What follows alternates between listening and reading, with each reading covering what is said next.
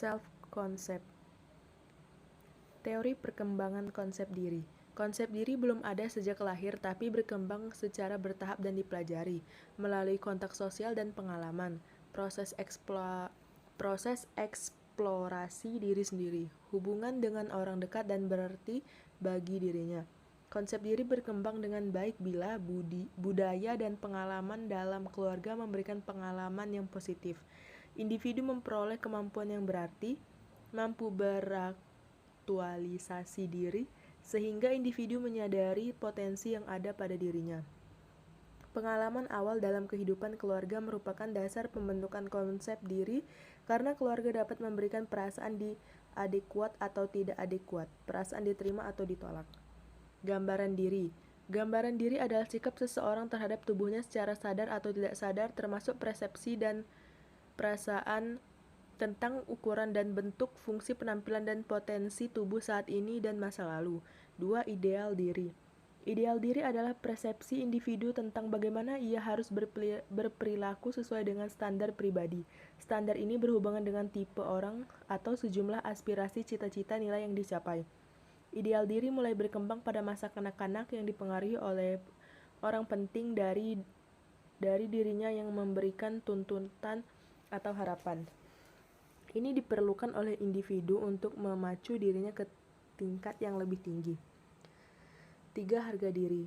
Harga diri adalah penilaian pribadi terhadap hasil yang dicapai dengan menganalisa seberapa jauh perilaku memenuhi ideal diri.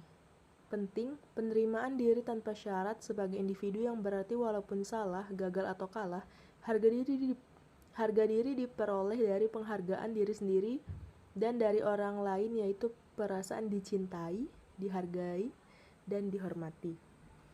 4. Ada peran. Peran adalah pola sikap, perilaku, nilai, dan tujuan yang diharapkan dari seseorang berdasarkan posisinya di masyarakat.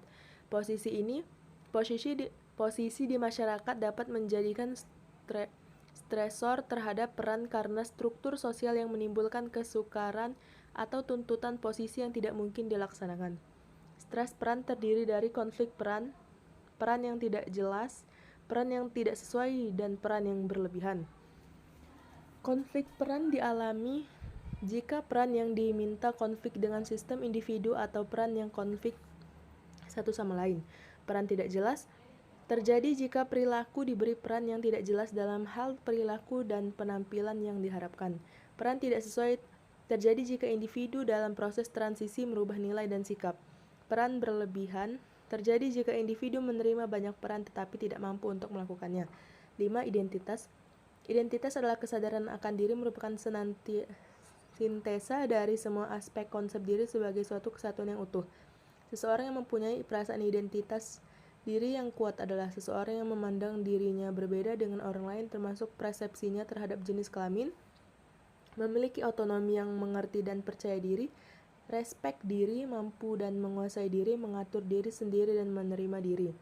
Ciri-ciri individu identitas diri positif adalah mengenal diri sebagai organisme yang utuh, terpisah dari orang lain, mengakui jenis kelamin sendiri, memandang berbagai aspek dari sebagai suatu keselarasan, menilai diri sesuai dengan penilaian masyarakat, menyadari hubungan masa lalu, sekarang, dan yang akan datang, memiliki tujuan yang dapat direalisasikan.